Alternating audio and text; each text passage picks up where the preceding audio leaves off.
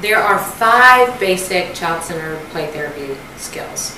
The first is reflecting feeling, and I would also include reflecting wants, desires, motives, and intentions, but the real emphasis is on reflecting the essence of a child's experience, the feelings. Facilitating decision-making, facilitating esteem, setting limits, and then enlarging meaning. The overarching purpose of all of these skills is to promote self-directedness, to promote self-regulation, emotional self-regulation, behavioral self-regulation, and to some extent attentional self-regulation and frustration tolerance, self-efficacy, and the creation of an emotional language so that children can identify what it is that they're feeling and verbalize what it is that they're feeling as opposed to acting out what their feelings are. Interestingly, there's a wealth of research that indicates that these characteristics are commonly associated with school success.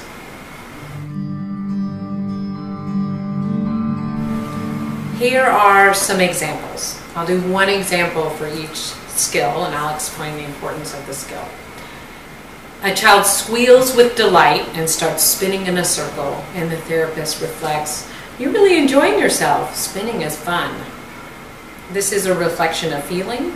The reason why we reflect feelings in play therapy is because we want children to be able to identify what it is that they're feeling and then be able to verbalize what it is that they're feeling so that they can use their words instead of having to act out on their emotional experience.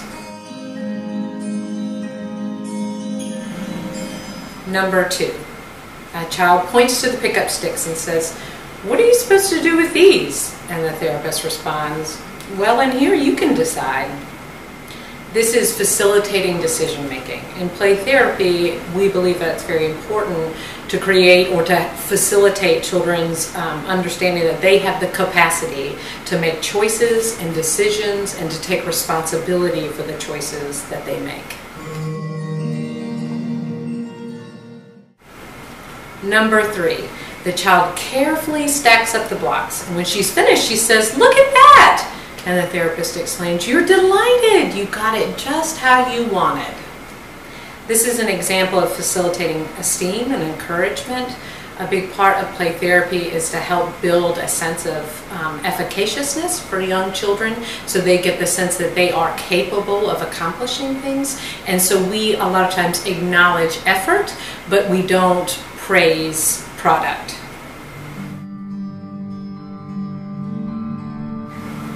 Number 4, with a big, huge, genuine smile on her face, a child is practicing karate chops. And she says, "I know karate and I'll chop you." And she starts to swing her hand in a chopping motion.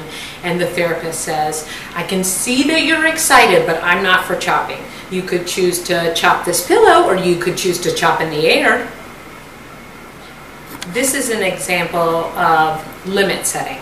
And the reason why we use limit setting is because it's an opportunity for children to practice self-regulation. We set limits minimally, and limits are set to protect the safety of the child, the safety of the therapist, or the safety of the environment. But it gives them an opportunity to learn to self-regulate. Notice that we also offer a choice, so they still have some level of self-determination. Number 5. A young girl is holding a small doll in her hands. It's wrapped in a blanket. She's rocking it back and forth, and she says, "No one loves me or cares about me or takes me to the park or helps me with my homework." The therapist responds, "You feel sad because you wish you could spend more time with your mom." This is an example of enlarging meaning.